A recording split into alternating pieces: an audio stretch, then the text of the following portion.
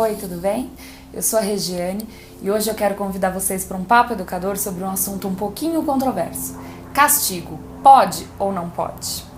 Então nós vamos falar sobre alguns pontos muito importantes a considerar nessa questão castigo. Primeiro ponto, a gente não pode nunca colocar a criança para pensar como se isso fosse um castigo.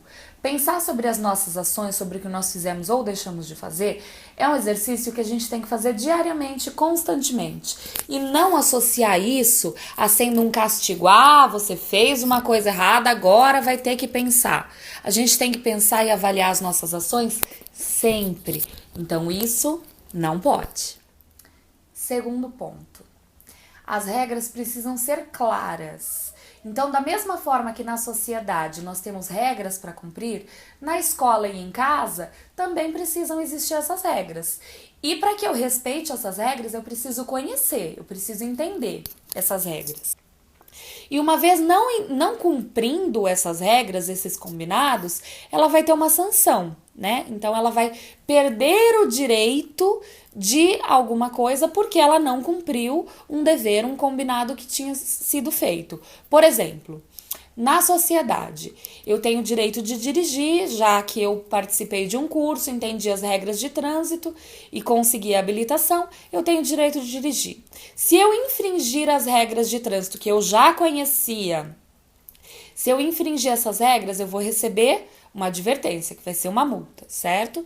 Se eu continuar descumprindo, eu posso ter suspenso o meu direito de dirigir. Então, eu perdi o direito, ainda que temporariamente, para que eu repense as minhas ações e reaprenda como é que é a forma correta de fazer aquilo, para não me prejudicar e não prejudicar os demais, porque eu vivo na sociedade. Com a criança é a mesma coisa. Em casa e na escola, ela precisa ter regra. Ela não cumpriu essa regra, ela vai ter uma sanção, ela precisa ter uma sanção. Para que ela entenda que ela não pode descumprir a regra, que a regra existe por alguma razão. Você tem sim que conversar de novo com ela, lembrar a regra, explicar novamente a razão, porque não basta dizer, olha, não é para colocar a mão aqui. Por que não posso colocar a mão aqui? É importante que ela entenda o porquê de cada regra. Então, eu não posso bater no meu amigo. Por quê? Porque eu vou machucar. Eu não gosto que o meu amigo me bata. Então, eu também não vou fazer com ele. Né? Em casa, eu não posso pular do sofá. Por quê? Porque eu posso cair e bater a cabeça. Então, se esse foi o combinado em casa, você combina, estabelece a regra e estabelece a sanção já também.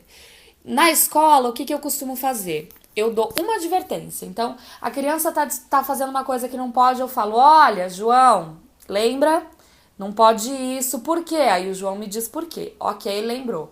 Segunda vez eu acabei de falar, o João tá fazendo isso. João, agora você perdeu o direito. Não vai mais participar da atividade, não vai mais brincar. E aí isso me leva ao terceiro ponto. Terceiro ponto. Sempre que possível, quando você impõe uma sanção, a criança precisa entender a causa e o efeito, a relação de causalidade disso. Então, se a criança riscou a mesa, o que vai acontecer? Qual é a causa, né? O efeito dessa causa? Ela vai limpar. Simples. Ah, ela jogou água no chão, molhou o chão todo. Vai pegar o pano e vai limpar. Então, mas tem a faxineira? Tem.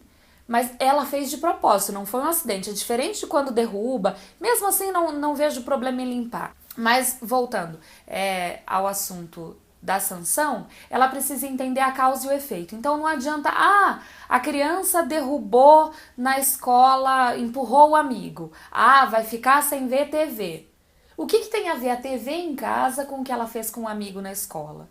Então, se ela empurrou o amigo, se ela agrediu o amigo, você vai chamar, vai conversar, vai entender as razões e ela vai se explicar com o amigo, vai se desculpar com o amigo e aí vocês vão combinar ali. Então, o que ela pode, qual é a sanção que pode ser feita? Né?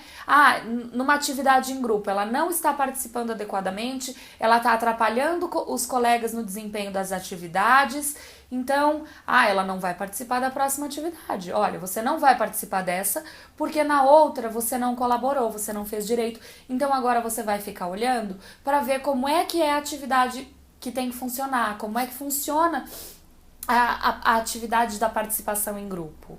Você conversa, você explica e você deixa ela de fora sim, por que não? Né? Não é pra sempre, não é... Mas ela precisa entender que a atitude dela não foi boa, que ela estava atrapalhando os demais e que, portanto, ela perdeu o direito de participar daquela atividade, né? Ah, seja o parque, seja o que for, qual atividade for. Em casa, a mesma coisa. Ah, ela fez alguma coisa... ela não fez a lição de casa porque estava assistindo televisão, jogando videogame. Ok, então agora você vai ficar tanto tempo sem jogar videogame porque você descumpriu uma regra, uma coisa que você deveria fazer quando você estava fazendo isso. Então agora você vai ficar sem, perdeu o direito. E aí sim, por mais tempo, né? Porque senão, eu troco a hora e tudo bem. Então é importante que ela entenda essa causa e efeito, que a sanção esteja ligada ao delito cometido por ela. Foi clara? Então é isso. Então esse foi o nosso papo de hoje, espero que vocês tenham gostado do assunto. É um assunto controverso, mas muito importante, porque hoje em dia tem se perdido muito a questão da educação dos limites, e é importante que a gente imponha limites claros para as nossas crianças, para não deixar que elas se percam por aí. Não é verdade? Então espero vocês no próximo Papo Educador. Se vocês quiserem sugerir pautas de assunto pra gente discutir, deixa nos comentários, manda por e-mail, a gente está aberto para discussão e espero vocês no próximo. Até mais. Se gostou, não esquece de dar o joinha, que ajuda bastante na divulgação do vídeo, na divulgação do canal. Apresenta para os colegas que vocês acham que possam gostar também, tá bom? Um beijo e até a próxima. Tchau!